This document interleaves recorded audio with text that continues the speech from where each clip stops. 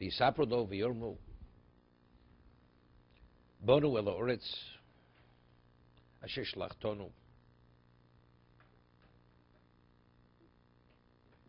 We came to the land that you sent us to.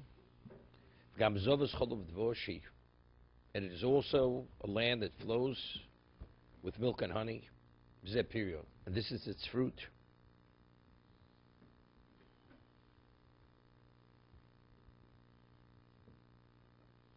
It's interesting. According to what we understand it, did the Meraglim actually lie? They didn't lie. Because of the lack of faith, this was the interpretation. It was a misinterpretation.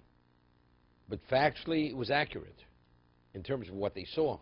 How they interpreted what they saw, that's a different story. They interpreted because they were lacking in bitochum, in trust.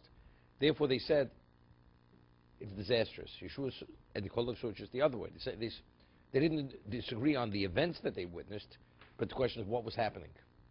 Because seemingly this next Rashi is difficult.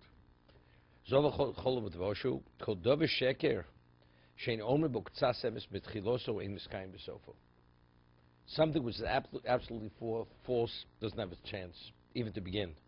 But something which has an element of truth in it could actually, it has a certain lifespan. I mean, they never, what do you mean? They never intended to lie. Right? They never intended to lie, the Meraglim. Because they were showing, they lacked the faith, therefore it was a misinterpretation. Right? That's what it was. So what is why Kol Davar Sheker Shein Omrim B'Ktsas Emes B'Tchilos Emes Kayim? It wouldn't have lasted.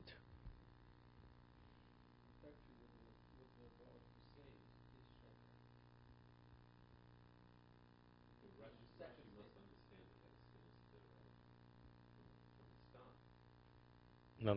If you want to say they were showing initially, they were lacking, they were showing they already had this element. But the way I'm saying, what we're learning, the way we understand it, seemingly doesn't fit in. Seems from Rashi over here, but they intended to lie. They intended to lie, because they had whatever the agenda was, and therefore they had to say the truth, some truth, because otherwise they knew they couldn't have gotten away with it. They would have no credibility whatsoever. Right? It's clear from Rashi. It's not the way we understood it. So you have to go with Moshe, the Netziv, Netziv, the Hamakdover. They didn't see him because since they knew, and so they're not going to be to see him, or whatever it is, or Moshe is going to die. Therefore, they felt it wasn't in the best interest, Klaus, to go into Eretz Yisrael. So they came up, they lied. For that reason, they lied, but they couldn't say the total lie. It's not what Moshe said. To that degree, they couldn't. That's Rashi over here.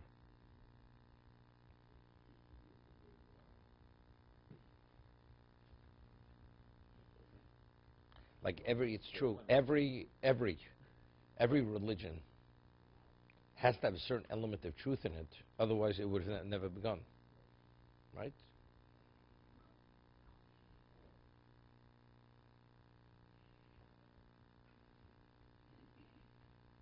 Christianity, lahavdil from Yiddishkeit.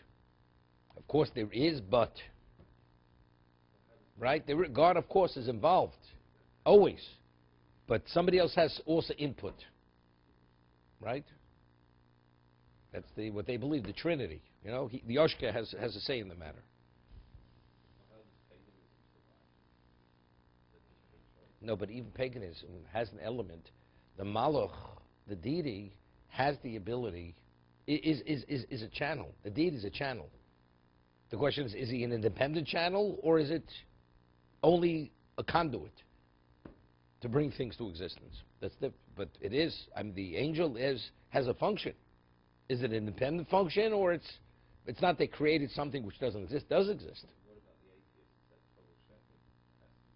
That's total sheker. Atheist is not prevalent. Let's talk about communism. Communism, right? Communism. A handful of people, they want to do what they wanted to do, and they forced upon the people to become atheists. Right? They forced it. It wasn't by choice. We chose to be atheists. They didn't choose to be atheists. And that's why ultimately it didn't survive. Right? Even today, it's not what it used to be. No, communism is not what it used to be. It's a different type of communism today. It's empowerment, it's this, it's whatever it is, but it's not the, right. That's not the issue any longer. Today it's all purely power.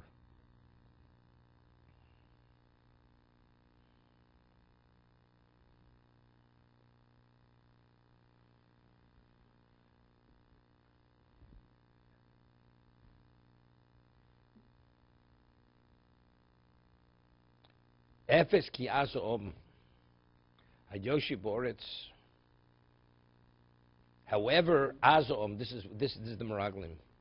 The people are fierce, the ones who live in the land, orim betzuros gedolos mod, and the cities are fortified.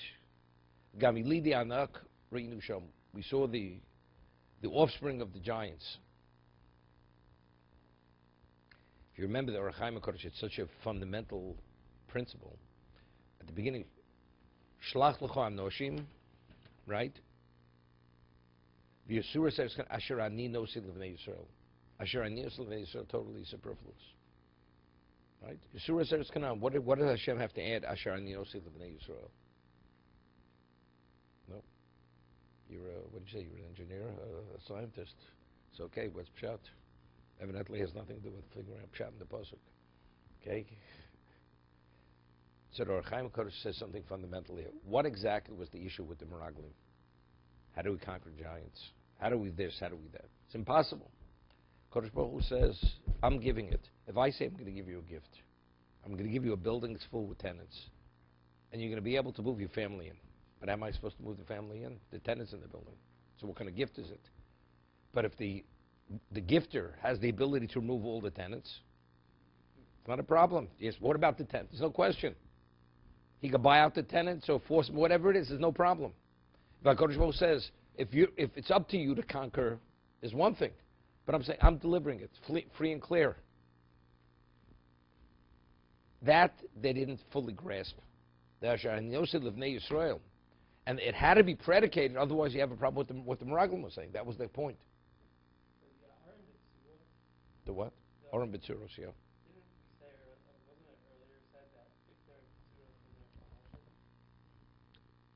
So, despite that.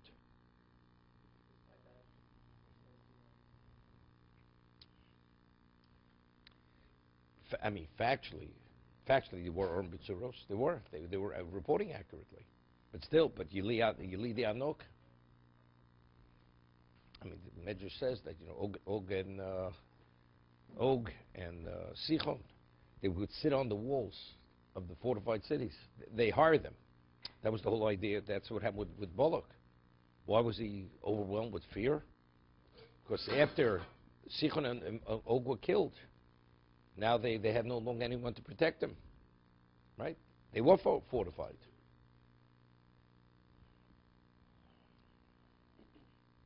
To be continued. Let's see the morale just a little bit. So actually, these are all the answers that Moshe asked questions for them to... They were reporting back. They were